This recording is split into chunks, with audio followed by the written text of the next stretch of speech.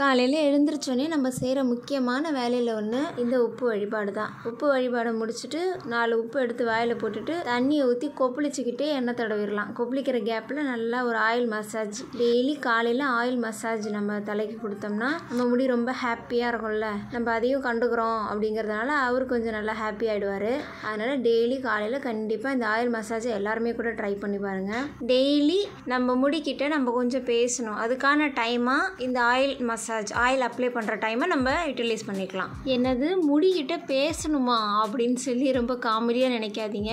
உண்மையாலுமே டெய்லி உங்கள் முடிக்கிட்ட பேசி பாருங்கள். நீ நல்லா கருப்பாக இருக்க, நல்லா அடர்த்தியாக ஆரோக்கியமாக இருக்க, உன்னை பார்க்குறதுக்கு ரொம்ப பிடிச்சிருக்கு, உன்னை பார்க்குற எல்லாருமே நீ ரொம்ப அழகாக இருக்கன்னு நினைக்கிறாங்க அப்படிலாம் உங்கள் முடிக்கிட்ட நீங்கள் டெய்லி சொல்லி பாருங்களேன். அது உடனே நடக்கணும் அப்படின்னு இல்லை, கூடிய சீக்கிரத்தில் அந்த மாற்றம் வரும். ஏன்னா என் முடி ரொம்ப நார் மாதிரி, ப்ரஷ் மாதிரி இருக்கும், தேங்காய் நார் மாதிரி இருக்கும். அது சாஃப்டாகவே இருக்காது, ரொம்ப நார் மாதிரி இருக்கும், பாத்திரம் வளர்க்குற நார் மாதிரி இருக்கும்னு வச்சுக்கோங்களேன். அவ்வளோ ப்ரஷ் மாதிரி இருக்குது என்னோட ஹேரு.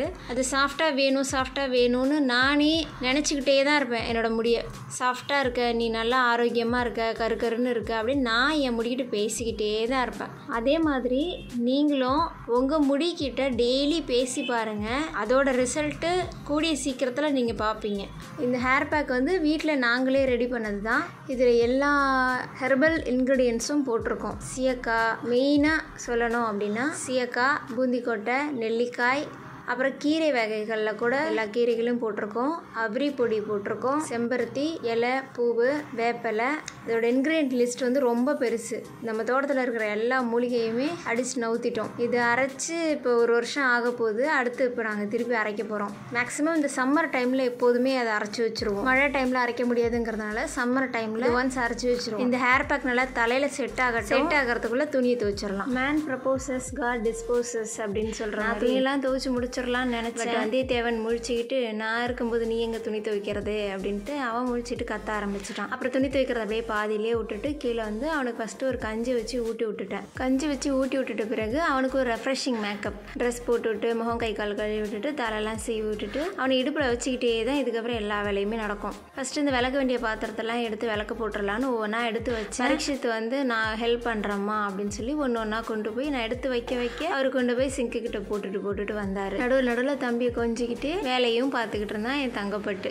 கிச்சன் ஷெல்ஃபெல்லாம் ரொம்ப கன்றாவியாக கிடந்துச்சு. அதை கொஞ்சம் க்ளீன் பண்ணாலும் அவனை இடுப்பில் வச்சுட்டே அப்படியே ஒன்றா எடுத்து வச்சு அடுக்கிட்டு இருந்தேன். அந்த ரெக்டாங்கிள் ஷேப்பில் இருக்கிற டப்பாலாம் சென்னையில் பாரிஸ் போயிருந்தப்போ வாங்கிட்டு வந்தது. மற்றதெல்லாம் கொஞ்சம் ஆன்லைனில் வாங்கினேன், மீஷோவில். ஒரு சில தெருவில் விற்பாங்களா, அப்போ அதில் வாங்கினேன். அடுப்புலலாம் தண்ணி தெளித்து ஊற வச்சுருந்தேன். அந்த ஊற வச்ச கேப்பில் தான் இந்த கிச்சன் ஷெல்ஃபெல்லாம் கொஞ்சம் நீட்டாக அழகாக அடுக்கிட்டு இருந்தேன். இது கொஞ்சம் நல்லா ஊறிடுச்சு, இந்த கல் அடுப்பெல்லாம் ஊறிடுச்சு. ஒரு துணியை வச்சு அதை ஃபுல்லாக தொடச்சி விட்றலாம் அப்படின்ட்டு அதை தொடச்சி விட்டாச்சு. விளக்க வேண்டிய பாத்திரத்தெல்லாம் தண்ணி தெளித்து போட்டு அதை ஊற வச்சுட்டு, ஹாலில் ஒரு ஷெல்ஃப் ரொம்ப கேவலமாக கிடந்துச்சு, அதையும் கொஞ்சம் க்ளீன் பண்ணிவிடுவோன்னு தம்பி இடுப்பில் வச்சுக்கிட்டு அதையும் க்ளீன் பண்ணி முடிச்சுட்டு பாத்திரம்லாம் விளக்கிட்டு வீட்டு வேலையெல்லாம் அப்படியே முடிச்சுட்டேன்.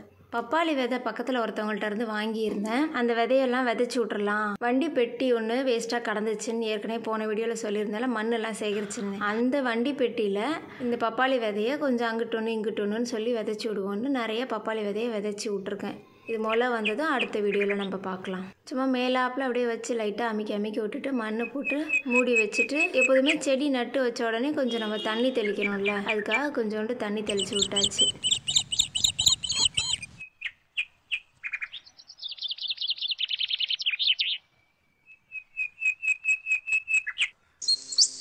இன்றைக்கி பரீட்சத்துக்கு புது சைக்கிள் வாங்கியிருந்தோம். அவன் ரொம்ப நாளாக கேட்டுட்டு இருந்தான் சைக்கிள் வாங்கணும் அப்படின்னு. அப்புறம் லாஸ்ட்டாக ஒரு சீக்ரெட் படம் ஒன்று அவன்கிட்ட போட்டு காமிச்சு, இந்த சீக்ரெட் நீ அப்ளை பண்ணுடா, உனக்கு சைக்கிள் கிடைக்குதான்னு பார்ப்போம் அப்படின்னு சொல்லி அவங்ககிட்ட சொல்லியிருந்தேன். அவனும் அது மாதிரி ஏதோ எழுதி வச்சுக்கிட்டு இருந்தான், என்னென்னவோ பண்ணிகிட்டு இருந்தான். அவனுக்கு சைக்கிளும் கிடச்சிருச்சு. செங்காளியம்மன் கோயிலுக்கு இந்த சைக்கிள் எடுத்துகிட்டு போய் ஒரு பூஜை பண்ணி எடுத்துகிட்டு வந்துடலாம் அப்படின்னு சொல்லி காளியம்மன் கோயிலுக்கு போய் பூஜை பண்ணோம்.